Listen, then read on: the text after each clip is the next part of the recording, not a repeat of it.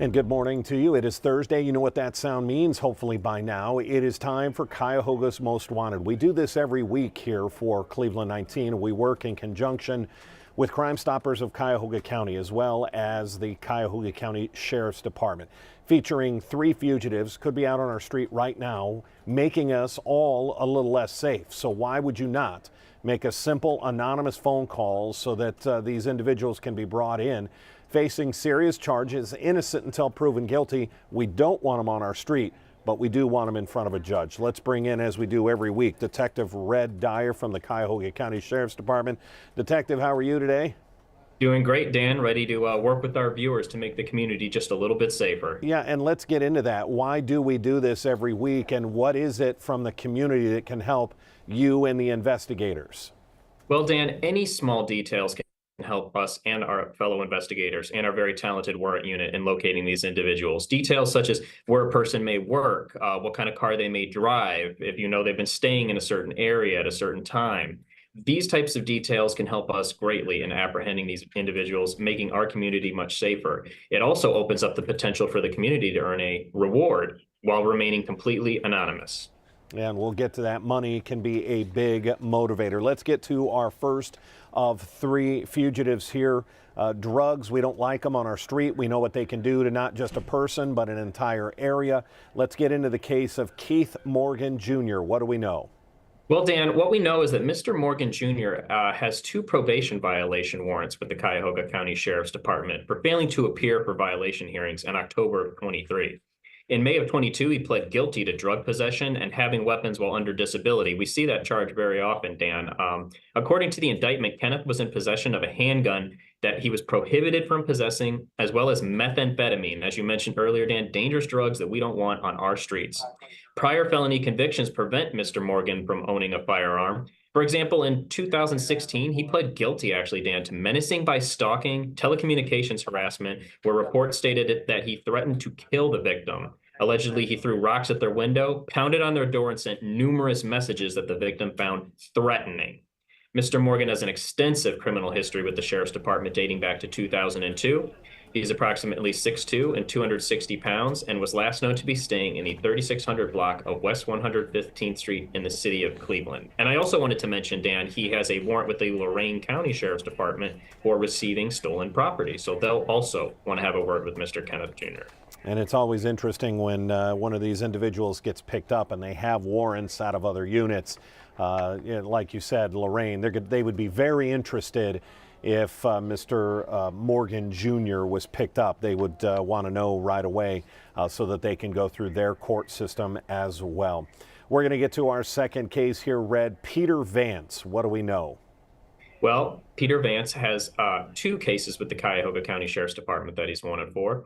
In one case, it's alleged that he was speeding and driving on the wrong side of the road, Dan. We're talking about a very dangerous situation. You're driving on the road, you see a car coming at you. He rammed a patrol vehicle 3 times and fled the scene to escape apprehension. He failed to appear for trial, and a warrant was issued for his arrest. In his second case, he pled guilty to aggravated assault and was placed on probation but failed to appear for court. So a warrant was issued for his arrest in that case. He's also considered a repeat violent offender with the Sheriff's Department.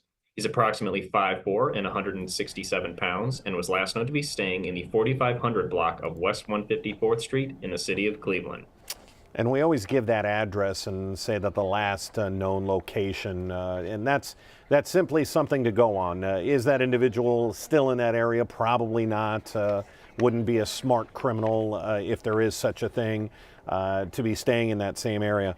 Red, on this next case, we always seem to have a case every week where my mouth drops open as I read the description and the details, and that is what's going on in our next case. This is somebody that clearly has an issue and has already been convicted several times of domestic violence, and this is a crime that we just can't tolerate, whether it's a male or a female victim, a girlfriend, a wife, a boyfriend, whatever, a husband. Domestic violence just can't stand. And in most cases, as we've seen in the past, someone has been a victim of this crime for a while before it's ever enough to where they feel the courage, the strength to call and get help. So when we hear of somebody that's been convicted of something like this 6 times previously, we don't need this individual on our street. We need him in a courtroom. Let's get to the case of Aaron Hudson. What do we know? Well, Dan, Mr. Hudson, as you said, is wanted on a domestic violence case with the sheriff's department. All those reasons you just explained are the reasons I feel it's extremely important to feature individuals like this. According to the indictment, he actually has 6 prior convictions of domestic violence dating back to 2011. For instance, in September of 2020, Dan, he pled guilty to domestic violence and attempted endangering children. And according to reports in that case, he headbutted the victim in their forehead, causing a contusion while the victim was holding a child. He also punched them in the face, which caused even more contusions and bruising. He actually has an extensive criminal history with the sheriff's department dating back to 2009. And he also has a warrant with Parma for resisting arrest, so they may be interested in speaking with him as well.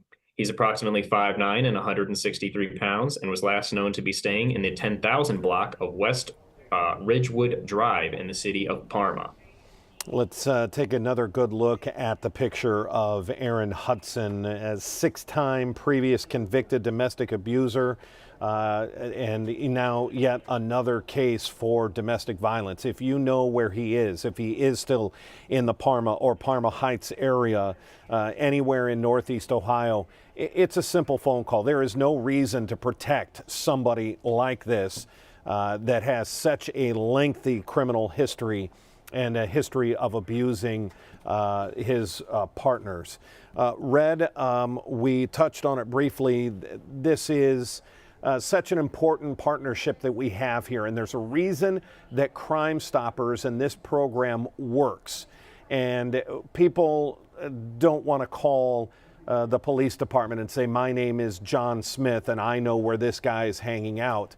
Because they're worried that that's somehow going to get out. That's going to get back to somebody like Aaron Hudson. That's why this program is so incredible, and that's why it works, is because it is completely anonymous. Walk through why people should be safe, feel safe when they call this number.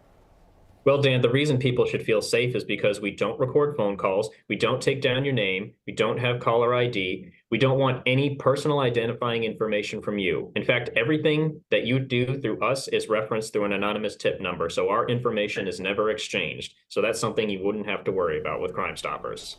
And there is that worry that somehow one of these fugitives is going to end up in court, and it's going to be read in court, well, how was this individual arrested? Well, a tip came in from John Smith. That's not going to happen. Your anonymous tip, you're given that tip number. You get to call in 45 days later. You give them your tip number because, of course, you're not going to give them your name.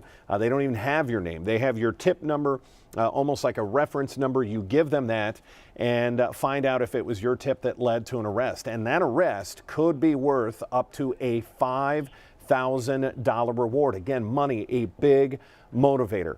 Detective Red Dyer, when we start talking about reward money, what do you like people to know? That crime doesn't pay, but Crime Stoppers does. Absolutely does. Don't mess with Detective Red Dyer. Don't mess with the warrant unit. They are highly qualified and skilled, and it will take just that one little tip that can get one of our fugitives off the street. Detective, we certainly appreciate it. Another group this week. We're doing great work here to try and clean up Cuyahoga County and all of Northeast Ohio. Thanks for joining us. It's been a pleasure. All right, take care. That's going to wrap it up for Cuyahoga's Most Wanted this week. Our 11 o'clock news just about 20 minutes away on CW43, and then our noon news on Channel 19. Until then, I'm Dan DeRose with 19 News. Let's go out and get those fugitives, make our community a little bit safer. Have a good day.